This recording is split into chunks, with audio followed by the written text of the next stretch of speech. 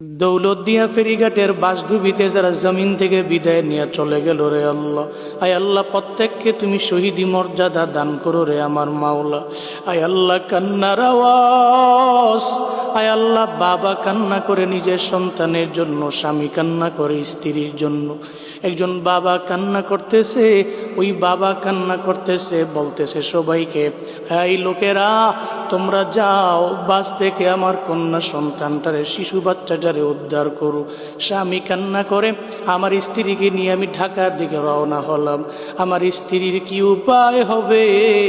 স্ত্রীটাও তো আজকে বাসের ভিতরে জমিন থেকে বিদায় নিয়ে চলে যাইতেছে।